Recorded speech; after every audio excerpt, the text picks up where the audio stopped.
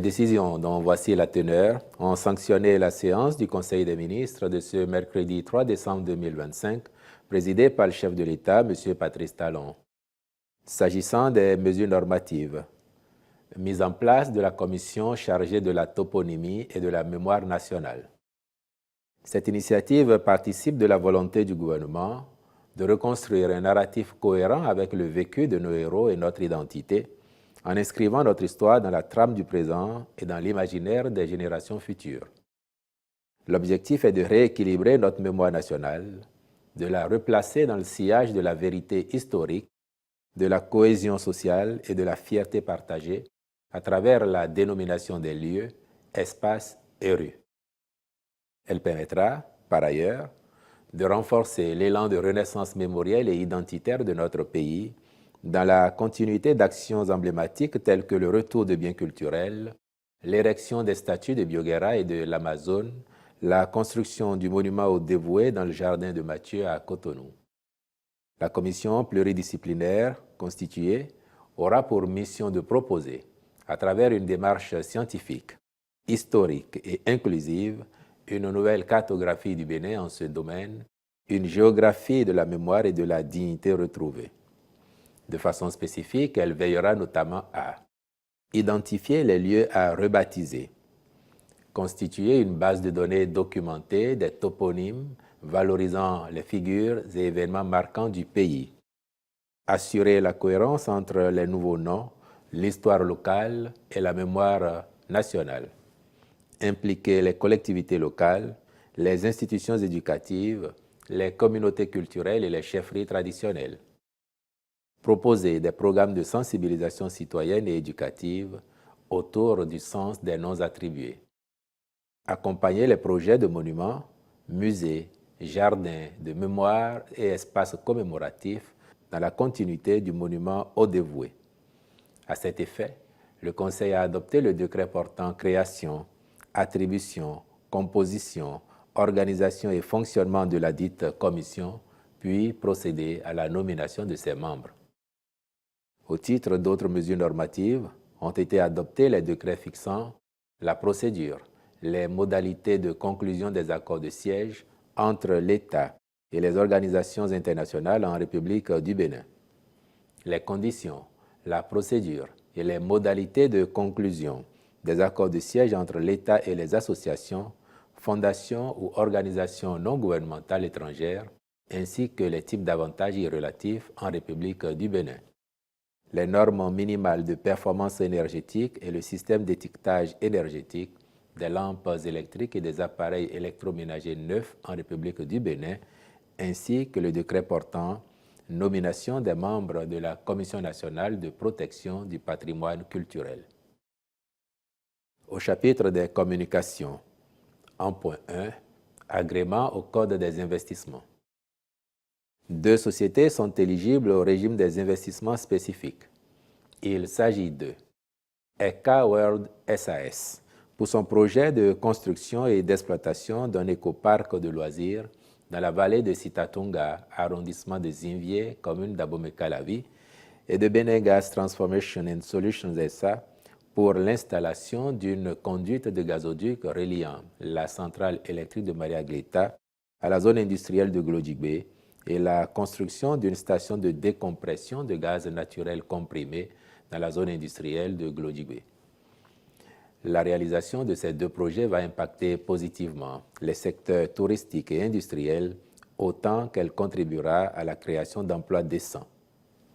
En point 2, mission de maîtrise d'œuvre complète dans le cadre de la reconstruction des centres hospitaliers départementaux CHD de l'Atakora et de la Donga.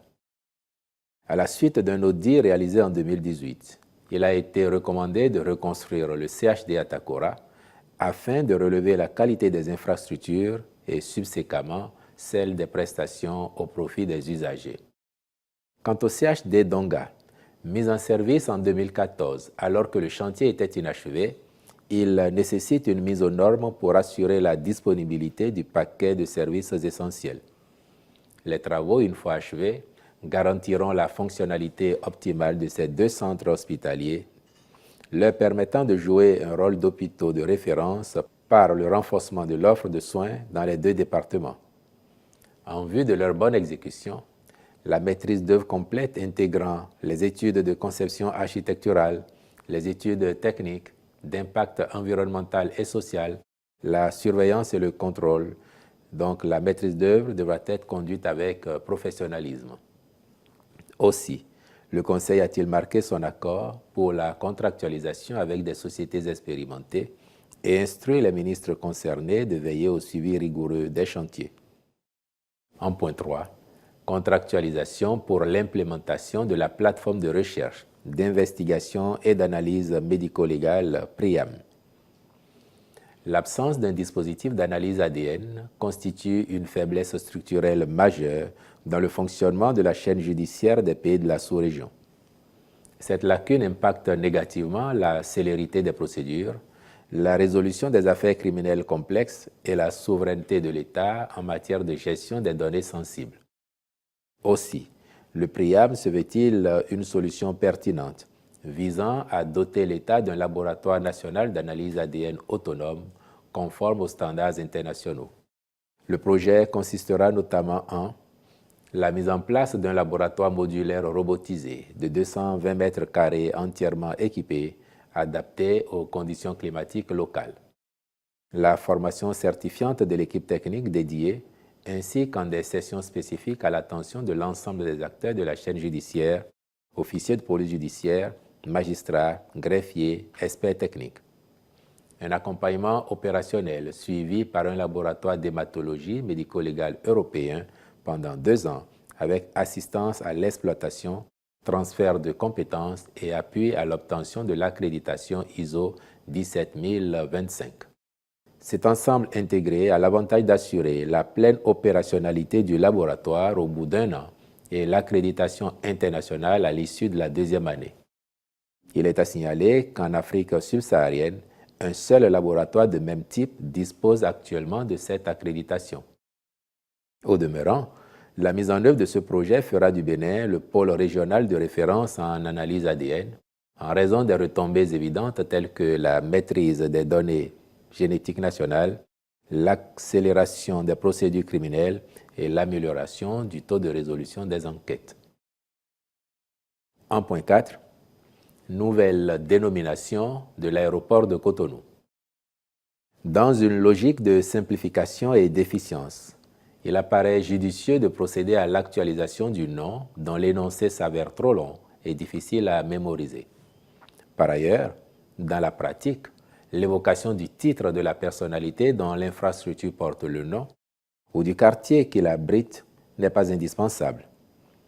Aussi, le Conseil a-t-il retenu que l'aéroport s'appelle désormais Aéroport Bernardin-Gantin de Cotonou. Le ministre du Cadre de Vie et des Transports, chargé du développement durable, accomplira les diligences nécessaires à cette fin. S'agissant des rencontres et manifestations internationales, il a été retenu l'organisation au Bénin de la 2e édition du Forum national sur les objectifs de développement durable en décembre 2025 et la phase finale de la compétition Professional Fighters League du 13 au 22 décembre 2025. Au chapitre des mesures individuelles, enfin, les nominations ci-après ont été prononcées. À la présidence de la République, directeur général de l'Agence de promotion des investissements et des exportations APIEX, M. Éric Akouté. Au ministère de l'Économie et des Finances, inspecteur général des régies financières, M. Kokou Angelo Agoinou. Au ministère de l'Intérieur et de la Sécurité publique, conseiller technique à la sécurité, contrôleur général de police, Enoch Marcel Omolola Laourou, je vous remercie.